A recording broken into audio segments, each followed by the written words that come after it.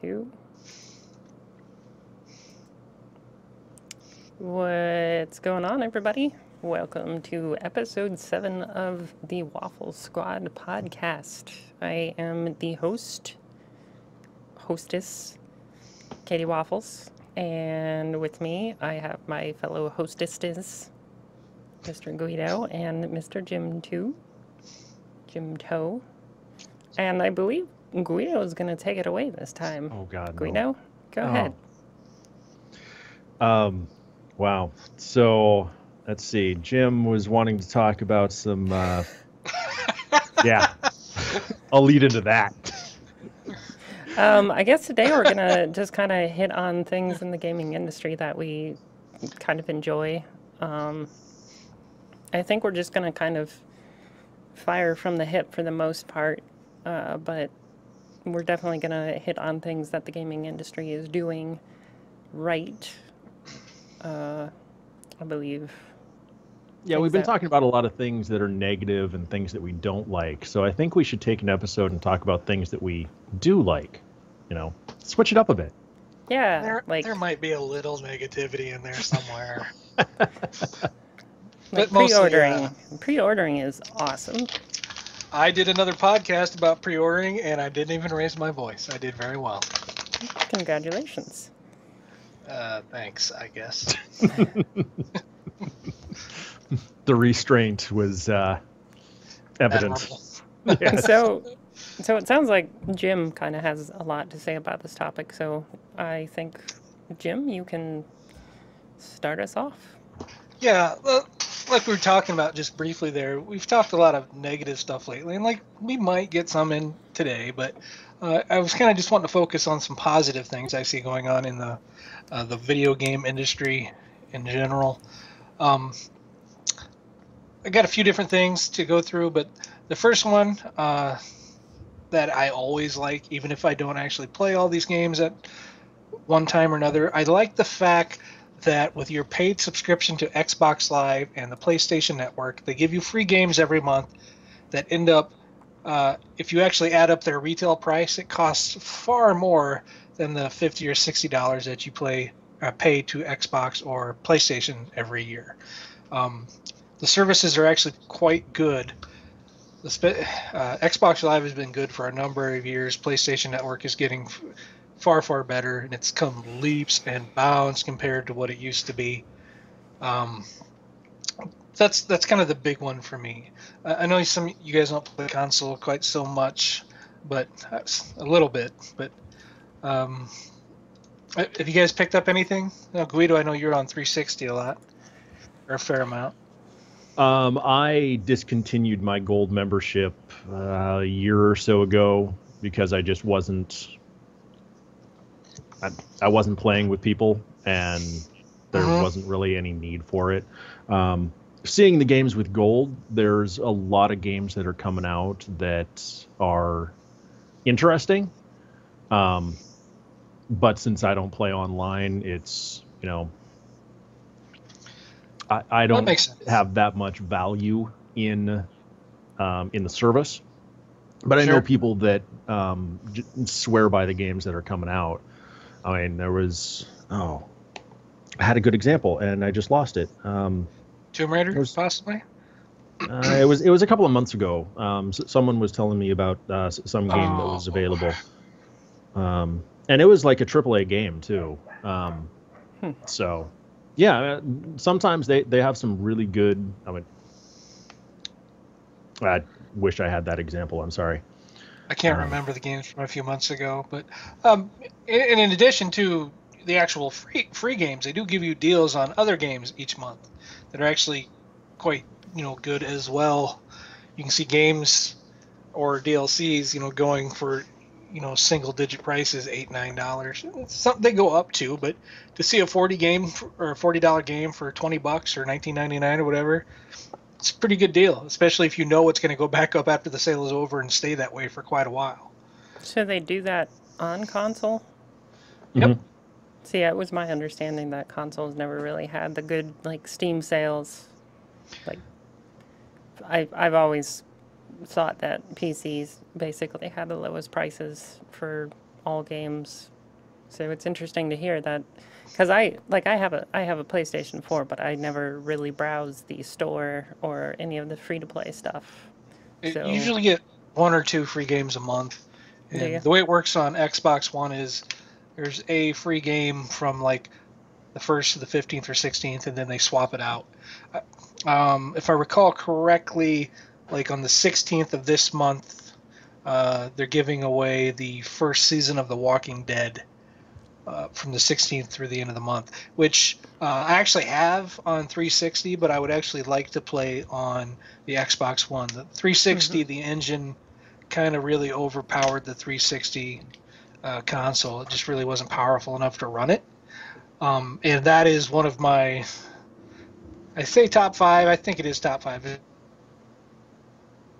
Oh. Uh-oh. Oh, Jim. Oh, no. All time. Jim, come back to us. Come to the light. Can you hear me? Yes, we can hear you. I lost your camera. Now you're back. What was the last thing you heard? Walking Dead. Walking Dead. Oh, I was saying. I wasn't listening. God damn it, Waffles! Don't enable. You're saying the engine about the 360. The 360 just really didn't have the horsepower needed to run that engine very well. So there weren't ever really any jump scares or anything, because every time it would wanted to go to like, a quick flash cut to something else, it would just kind of stop, and you could hear the 360 processor just chugging along, and you're just like, okay, what's going to happen? I'm ready with my buttons. And that's crazy too, because I have made no secret of my hatred for QuickTime events at all. I hate them, but that's all those games are, other than dialogue options. But I say that's one of my top 5 games. I think it is top 5. If it isn't, it's one of my top 10, probably top 5 favorite games ever, just because that was the first game where I made choices like that. Because there are no good options in that game. Every option you have sucks. You will feel like a shitty human being when you only have enough food for 3 or 4 people and you get to decide who eats. There's no good way. There is absolutely no good way. 2 people are being murdered by a zombie. Who do you save? There's not a good way to go about it. It's just save it's them not both. Gonna happen. You can't. You can.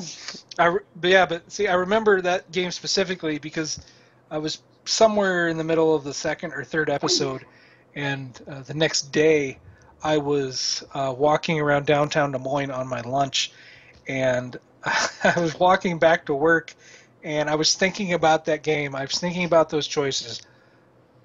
Did you just lose Guido? I lost Guido. We lost Guido. I'm back. But I was thinking about those choices, and I ended up walking 3 blocks past where I work because I was so involved with thinking out those choices and what choices did I make that led to that. Wow. It's a really great game in my opinion. I played the little short piece that goes between season 1 and season 2, but I haven't played season 2 yet. It's on my list. Games like those are surprisingly awesome. And I say that because, like, a lot of people view those games not as games, but kind of like just stories, basically. But they really, I don't know. I know a lot of people that will go back and play them multiple times just so they can do things differently and maybe try to save a person, somebody that they didn't save before. And it definitely does make you think. And it's kind of like, right. I agree. It's kind of like Until Dawn. I watch a lot of people play that, and I watch a lot of people replay it, and like they would go through it and make different decisions, and the outcome was awesome. See, I don't know about that game. I was just talking with a friend about this on Facebook today.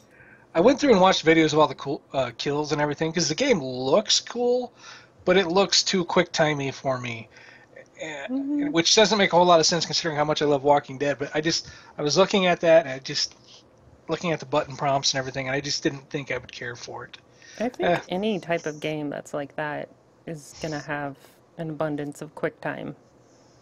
I prefer Until Dawn from The Walking Dead or, The Wolf Among Us or whatever. I thought it was a very, very well done game, and it definitely grabs you and keeps your attention, because I would actually go back and watch recorded casts from people, which I don't normally do. Like if I don't see it live, I don't really go back and watch it for whatever reason. But for that game, I actually did, and I don't know. I thought it was very entertaining. The Walking Dead is fun too, but I just didn't grab my attention as much. Yeah, I really Sorry. did The Wolf Among Us as What? well. Just that statement. The Walking Dead is fun.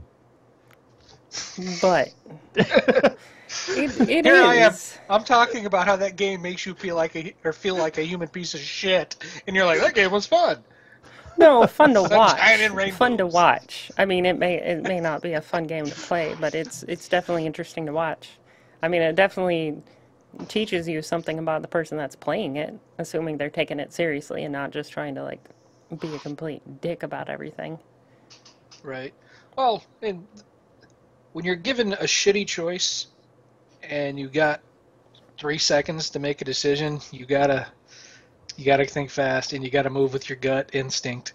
There's a little bit of that in The Witcher 3 too, where you have timed choices to make, but it's cool. So let's just say I also like time choices where there are no good answers, because they make me feel bad, and I don't know why I like that, but I do. Masochist. A little bit of a masochist, are we? I guess that could be.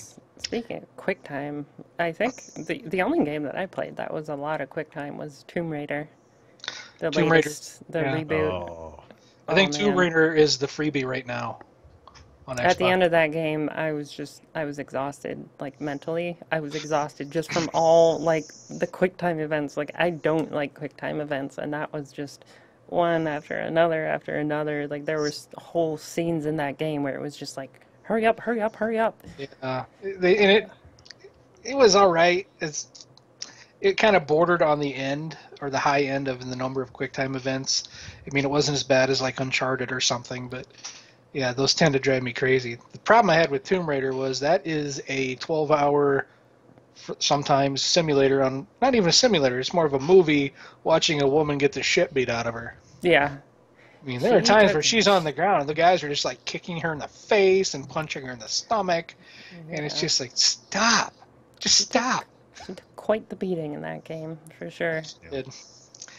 On to my next one, bringing up Witcher 3 again. I like the fact that there are developers out there that like CD Projekt Red, which did Witcher 3, that get the idea that if you make a great game, it'll sell, and you don't necessarily have to nickel and dime your customers to keep your cash flow incoming. Witcher 3 had something like 16 free pieces of downloadable content before the paid one came out today, I think, actually. So many games now with the microtransactions are just completely out of whack. We talked briefly, personally, how Metal Gear Solid is now selling insurance for your online stuff. Oh. Mm. Yeah. Yeah. And it's timed insurance. It's not even forever insurance. It's timed. So that's how to do it wrong. And I understand you can pay for the insurance with currency you earn in game, but they also give you the option to pay real money for it. And I haven't actually seen what the conversion rate is if you can actually earn enough currency in game to keep yourself insured properly for a good long time. Do they even do that for like World of Warcraft? Like, do they even offer insurance for like World of Warcraft characters that people have sunk thousands of hours into? That's a good question, because like I can understand the insurance, but at the same time, like I think part of gaming has always been the understanding that like you can lose all of your shit at any minute and start over completely. Right. It's happened to me. It's probably Not for World happened. of Warcraft. No, Because there's no like PvP where you can lose gear or anything like that. Well, I mean, what insurance? Maybe I don't understand the insurance thing. Basically, if let's say you have an online base and you have stuff in it that you've been accumulating. That Right. let's just say it's ammunition. Let's just say you've got 12 cases of ammunition in. Somebody comes in and raids you and takes 8 cases of ammunition in. They get to take that 8 cases with them, but since you have insurance, the game will just put eight cases of ammunition back in your building. Wait, so this is like PvP insurance? Essentially. Yes. Oh, yeah, I totally misunderstood that. It's online. I thought this was like if your game crashed and you lost all your data or something. Oh, Like... no. No. Oh. In that case, they wouldn't care. They'd want you to start over, so you'd start giving them more money to build back up faster. Right. Oh, okay. Well, never mind. Totally forget what I just said. I think Star Citizen is actually offering insurance on the ships, because you can buy like $300 ships in that game. And if it gets destroyed, you're stuck. So they're offering insurance. So I don't know if it was a one-time thing or a time thing. I want to say the time I heard it on a podcast, it was a one-time thing. You'll always have this ship no matter what. Even if it gets destroyed, it'll be in your hangar or whatever. For the early access people, that's my understanding. If you buy buy into the game for $300 or whatever to buy X ship, if that ship gets destroyed, you can go back to your hangar and you'll still have another ship there. Right. Whereas if you're not part of the early access, you have to build up to that ship, and if it gets destroyed, you're shit out of luck. Yeah, which I don't know. I don't think I'd ever give anybody $300 for a game that I felt the need to insure a piece of digital property. But if you want it, it's there for early access. But yeah, I was thinking like if there was like data corruption or something and people lost their World of Warcraft characters, like that I can understand, like some insurance on, like real insurance, but I don't know how they would do that. For like World of Warcraft, I've heard of people losing characters, whether by getting hacked or a game crash or something. And if you contact support, they can actually go back into your account and see what you had and basically give that back to you. That makes sense. That would be good if you're somebody's been playing for 8 years, if not longer now at this point, actually. It's been out for a long time. Right. To kind of bring it around to the positive end again, Path of Exile and Bungie with Destiny. They have microtransactions that do not affect gameplay. They are completely cosmetic. You can spend your money if you want to look cool or have some fancy move or something, but it doesn't affect the gameplay. There's no pay to win here. But they make the profit they need to keep running, and you can choose to do what you want. That is impressive. I really dig that. I started playing WildStar again, and they've recently gone free to play, but there's a lot of microtransactions in game. Not entirely sure what all of them are, but it sounds like a lot of them are cosmetic.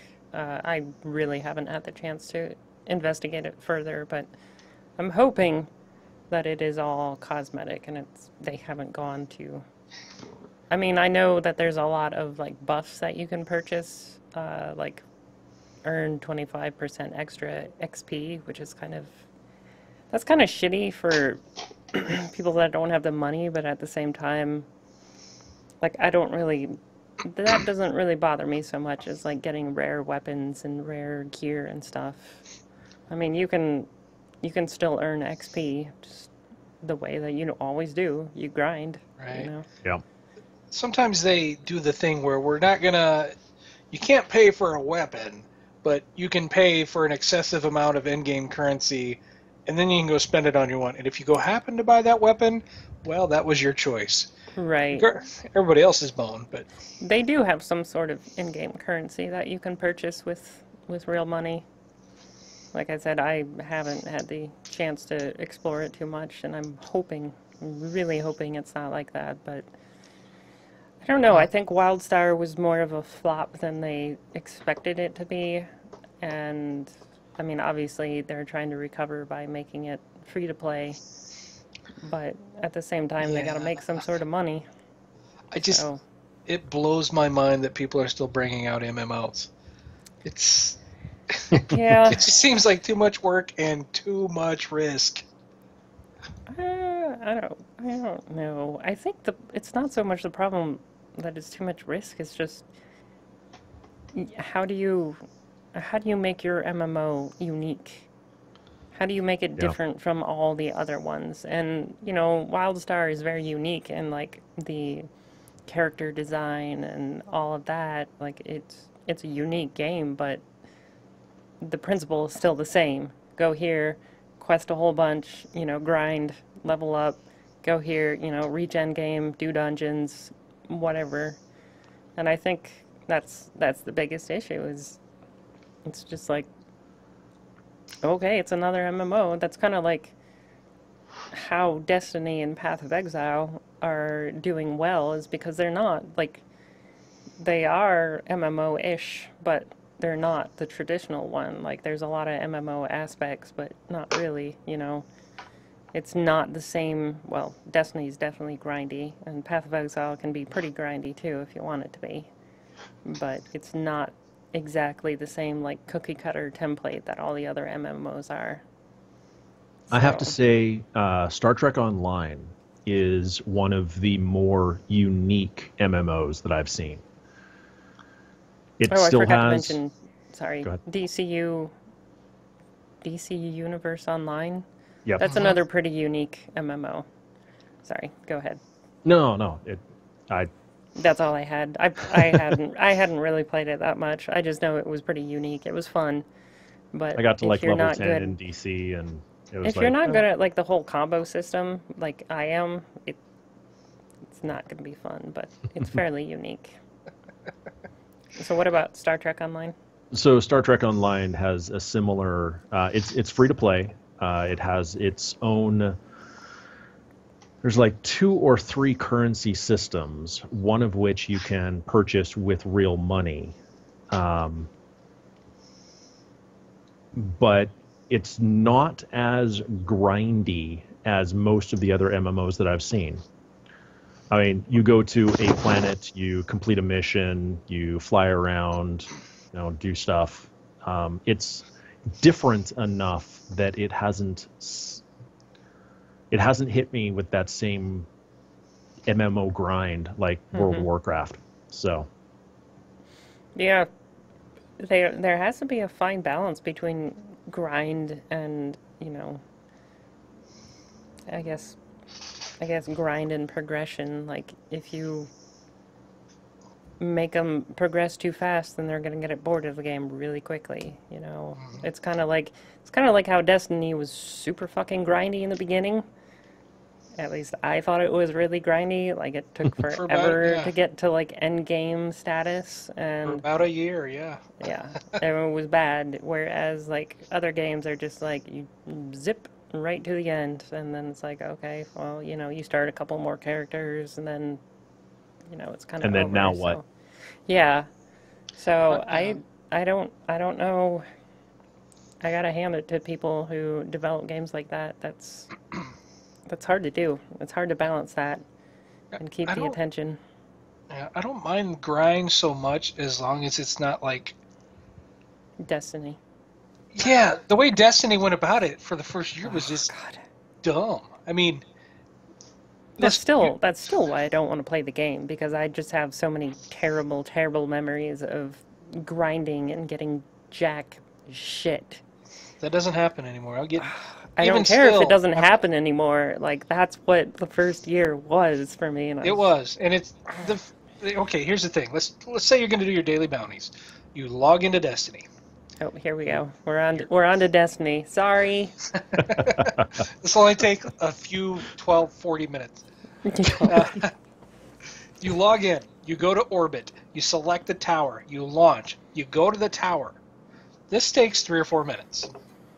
You go get the bounties. You go back to orbit. You go to whatever planet you need to do your bounties. This takes another 3 or 4 minutes. Then you can start working on the game.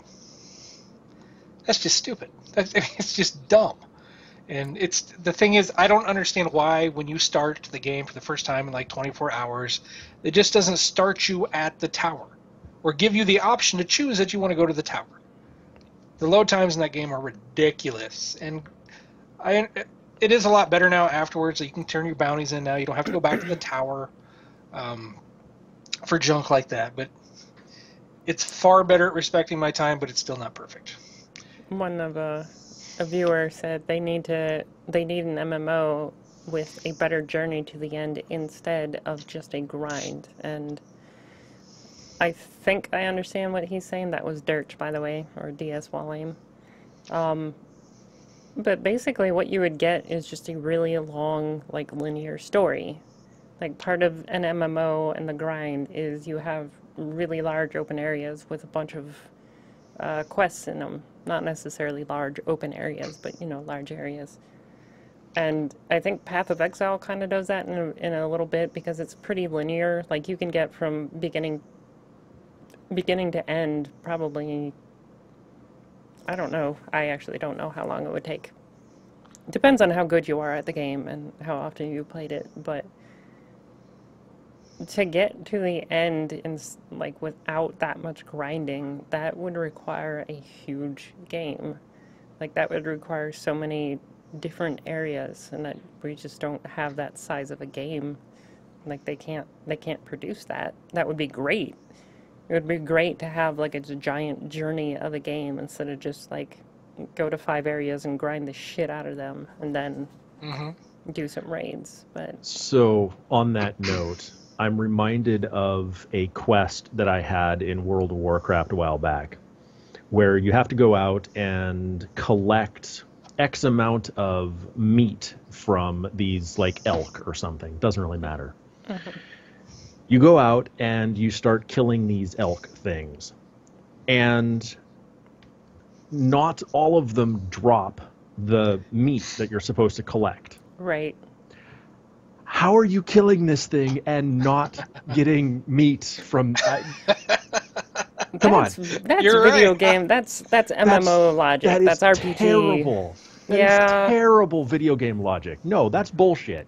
If I have to go out and collect, 15 steaks, I should be able to kill, 15 elk or 5 elk. It doesn't matter. I shouldn't have to kill 50 to collect 15 steaks. That's bullshit. That's agree. grind. 35 so hard that there was no steak left. You were just such a manly man. Yeah, it fucking depends. It destroyed 'em. depends on your attacks. Maybe you like burned it to death, or froze it and it shattered. You're selling out a small tactical nuke. If you didn't kill it No fast kidding. enough, it got all spazzed out, and now the meat was tainted. Taint. That probably. I do not accept this logic. It's grind. That's all it is. They're forcing the game to be longer without a justifiable reason. Well, how else are you going to do it, though? Well, that's my point. Why force that? Did you guys ever play the Star Wars MMO? Was it Knights of the Old or the Old Republic?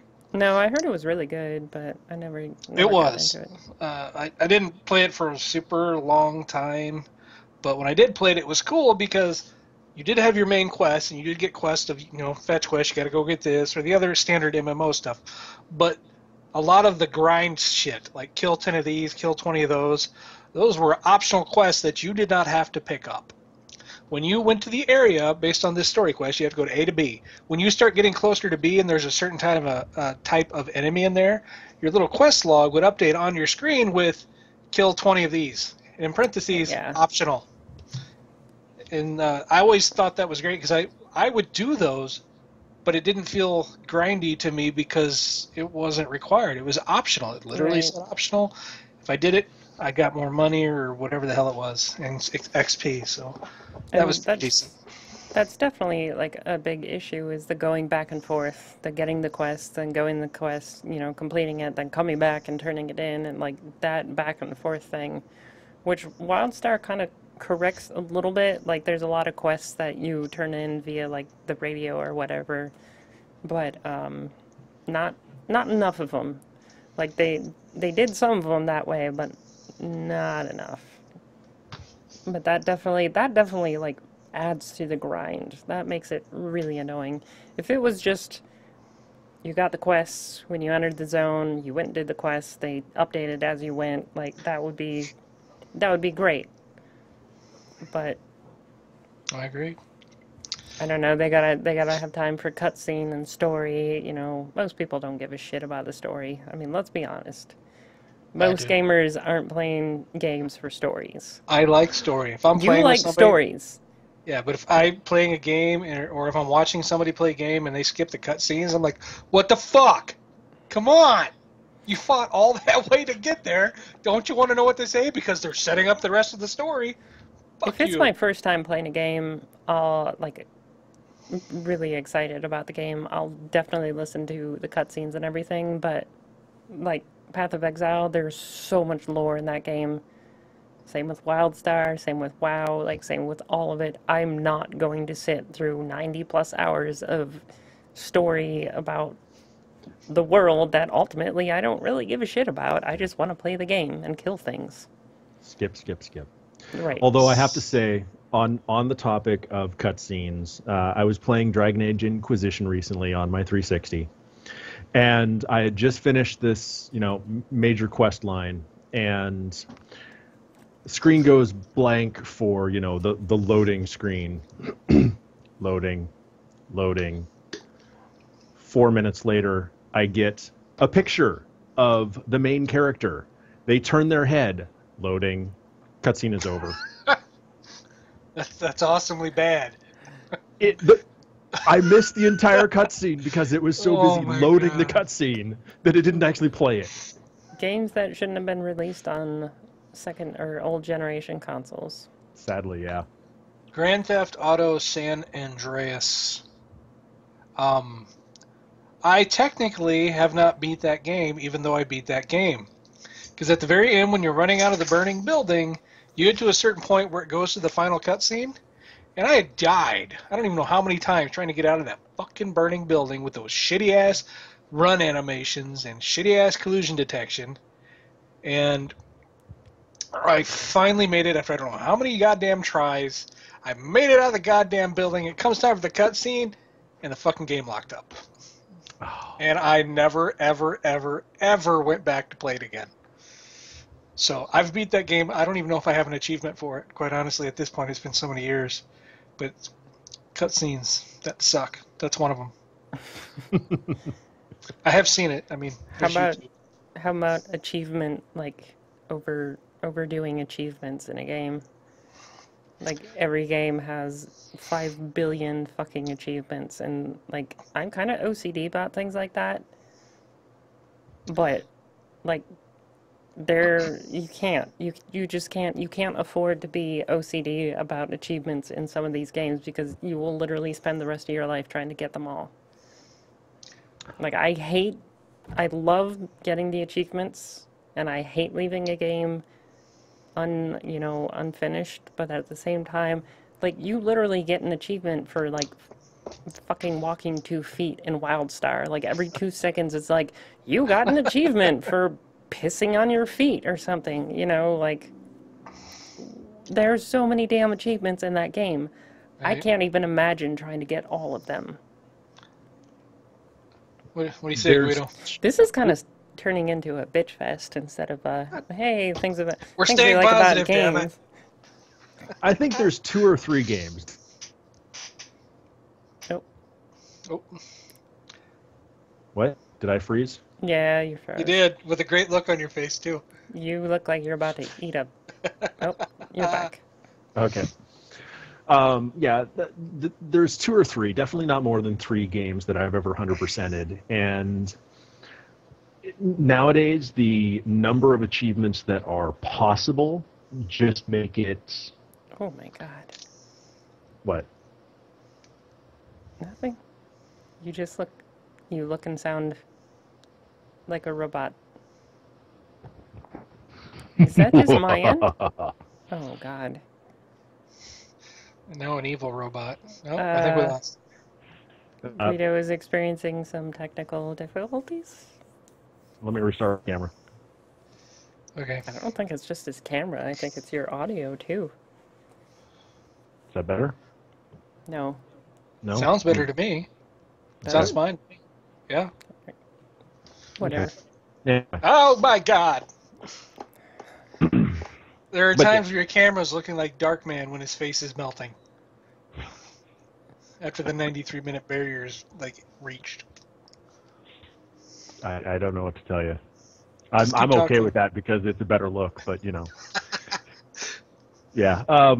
Achievements. I think that game companies they're trying to make more and more achievements when it's unnecessary. Mm-hmm. So. Well, yes, I agree. But there are some people that really enjoy that, though.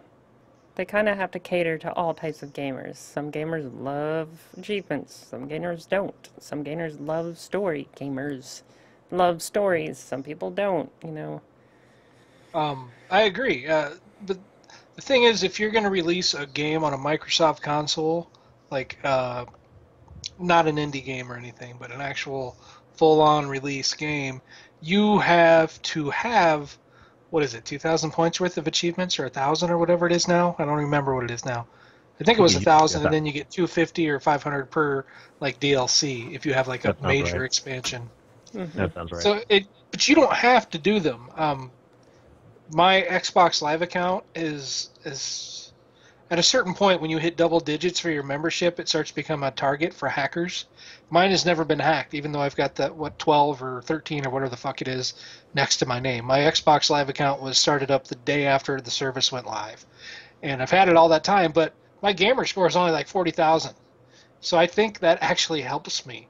I think people don't want an account with that 12 or 13 next to the name, but with that little tiny ass gamer score. Because I just never really cared for the most part. There are games where I do want the achievement, but not so much for the gamer score, but just because I wanted it. Beating Gears of War 2 on hardcore was one I really wanted. I got 150 gamer points for that too, which was completely immaterial. But I just wanted to do that because it was so freaking hard, and I wanted to prove I could. I think the last game I 100%ed was Mass Effect 2. Playing through that game on hardcore or whatever was rough. That was very rough. Hard? Hardcore was hard? Is that what we're getting at here? I think we are. No. I'm not going to give you the satisfaction. Shut up, Dark Man. I shake my head at you. Yeah. Anyway, back to the positive stuff we were talking about. Right.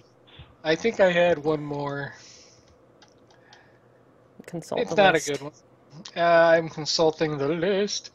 It's not a great one, but it is one that is kind of important. It's kind of a combo thing. I like the fact that if gamers complain loud enough in a polite, respectful manner, for the most part, I understand not everybody will. What gamers are you thinking of? I'm thinking of Arkham Knight on the PC. I'm sure they were all totally polite. No, but some were, and there was enough outcry that they pulled the game. We got something done. The major thing is Steam refunds, though, because there is some accountability now because you can return their busted ass shitty games. And I actually returned a game on Steam a long time ago. Really? I forget what game it was. Yeah. It wasn't that I returned it. It didn't run at all. So I explained to them that it didn't work, and so I got a refund. That makes sense. I uninstalled. I had to download something from them to clear it from my system, and that was it. So I don't understand why this whole return games kind of thing is new. Well, it's new in the fact that you can return pretty much any game now. If it's, within, you have to have less than 2 hours playtime or something, which I understand some indie gamers do not like because that could be, 80% of their game. Right. But frankly, I don't care. I just want, if you're going to charge me $60 for a game and it's busted and broken, there's really not a whole lot you can do. I mean, at least with Steam, you can take them back now. And Steam is, God, I don't even know what the market share they have for PC sales is, but it's monstrous. But like, you can't do that in a store. If you go buy a disc and you open it, they're not taking it back. You're just stuck with it. So Steam giving refunds, I think, is a massive, massive step forward in the right direction. It's pretty ballsy too, honestly. Yeah, I think they're only able to do it because of the market share they have. Right. What are you gonna do? Back out and lose all them sales? What are you gonna be? What's the other one? What's Ubisoft's game bullshit? Uplay. Uplay? Uplay. I kept wanting to say Unity, and I knew that wasn't right. Uplay sucks. What's the other one for EA? Is it Origin. EA? Origin. Origin. Sucks. Just, it's crap, and nobody likes them. They get forced into them because they want to play certain games. Anybody that wants to play Madden is definitely going to get it. But they're not offering refunds over there, I don't believe. I have both Origin and Uplay, and I don't understand why they suck so much. Granted, I don't use them every day like I use Steam. I've only got a couple games on each, but like I don't see the problem with them. Honestly. Uplay is not bad once you're inside and playing the game. If you're outside playing the game, even on Xbox or 360 or Xbox One, it's constantly bugging you. But hey, you play advertisements, you play this. Not when you're inside playing the game, but when you go into the menu, I should say. And then you can earn currency, essentially, that you can only spend at the Uplay store, which means you got to go to the website. You can't do it through the game because that would make sense. You have to go to the store and spend your Uplay points on whatever you want. And I actually did that. You can do it through the Uplay interface, which you don't have on Xbox One. Fair enough.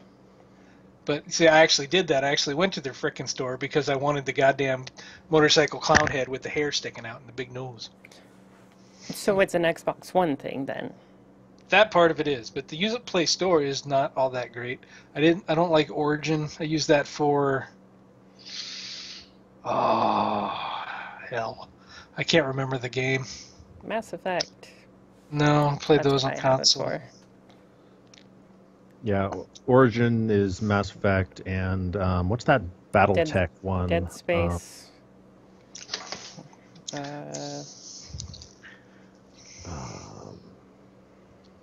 I literally cannot remember. I don't know. BattleTech one? Yeah, giant robots. There's a lot of games with giant robots. Transformers? No. Hell. I can't remember, so I can't back Battlefield, up. Titanfall. Yeah. Titanfall. Oh, yeah. Thank you, The Dirk. game that was so big and not Yeah. that nobody talks about anymore. I fell for that game, too. God damn it. It was a waste of money. You know, it's one of those games that if you're playing with other people, it would be fun because it's a quick respawn and, you know,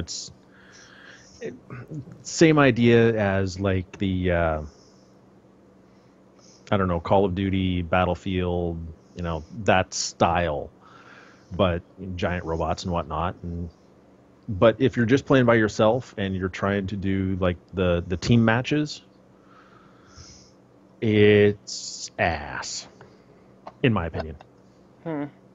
Is that why it didn't make it?